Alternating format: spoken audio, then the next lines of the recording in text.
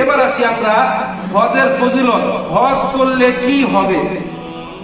কিতাবে সহিহ বুখারী হাদিস নাম্বার 1521 হাদিসের বর্ণনাকারী হযরত আবু হুরায়রা রাদিয়াল্লাহু তাআলা আনহু তিনি বলেন, মান হাজ্জা লিল্লাহ ফালাম ইয়ারফাসা ওয়া লাম ইয়াফসুক রাজা'a কায়াউমিন ওয়ালাদাতহু উম্মুহু আও কামা ক্বালা আলাইহিস সালাতু ওয়াস সালাম। রাসূল বলেন, মান হাজ্জা লিল্লাহ, যে ব্যক্তি আল্লাহর জন্য হজ করলো, ফালাম ইয়ারফাসা ওয়া লাম ইয়াফসুক, হজের মধ্যে কোনো প্রকার রফাস ফুসুক করেন নাই, রাজা'a কায়াউমিন ওয়ালাদাতহু উম্মুহু, ওই ব্যক্তি যেন সদ্য ভূমিষ্ঠ মাতৃগর্ভ থেকে আগত একটা সন্তান যেমন গুনাহমুক্ত হয়ে আসে, এমন গুনাহমুক্ত হয়ে সেখান থেকে ফিরে আসলো।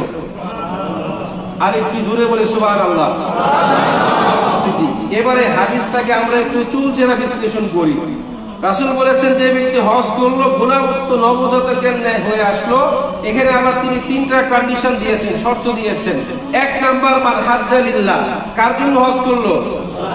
কোন সম্মান সূচক উপাধি গ্রহণ করার জন্য নয়, নিজের নামের আগে হাজি শব্দ অ্যাড করার জন্য নয়, মানুষ কি বলবে এই জন্য নয়, কার জন্য? আল্লাহর জন্য। ফালাম ইয়ারফাসা ওয়া লাম ইয়াফসুক, হজের মধ্যে কোন প্রকার রফাস এবং ফুসুক করেন নাই। রফাস হচ্ছে একটি ব্যাপক অর্থবোধক শব্দ, এর অর্থ হচ্ছে যৌনক্রিয়ামূলক চিন্তা চেতনা কথাবার্তা। আর ফুসুক শব্দটি ফাসকুন শব্দের বহুবচন, এর অর্থ হচ্ছে পাপাচার। অর্থাৎ হজের মধ্যে কোন প্রকার পাপ কাজ করে নাই এবং আল্লাহর জন্য হজ করলো।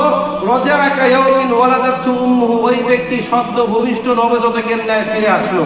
এখন আমরা কি করি? আমরা হজের সফরেও কন্টিনিউয়াসলি গুনাহ করতে থাকি, ঠিক কিনা?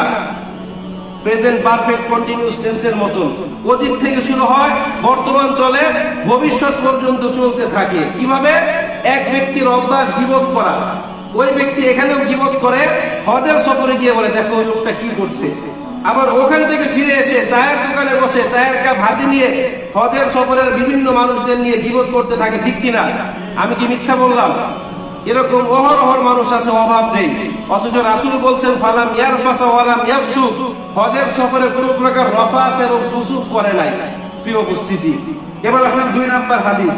কিতাবের নাম সহিহ বুখারী হাদিস নাম্বার 1773। রাসূল বলেন, আল হাজ্জু মাবরুর ওয়া লাইসা লাহু জাযাউন ইল্লা জান্নাহ, কবুল হজের একমাত্র প্রতিদান হচ্ছে জান্নাত। জোরে বলে সুবহানাল্লাহ। কখনো কি বলেছেন কবুল নামাজের একমাত্র প্রতিদান জান্নাত? কিন্তু হজ সম্পর্কে আছে। তার মানে হজটা কবুল হতে হলে আপনাকে ঠিক ওই রকম ভাবে হজের প্রস্তুতি নিয়ে হজ করতে হবে।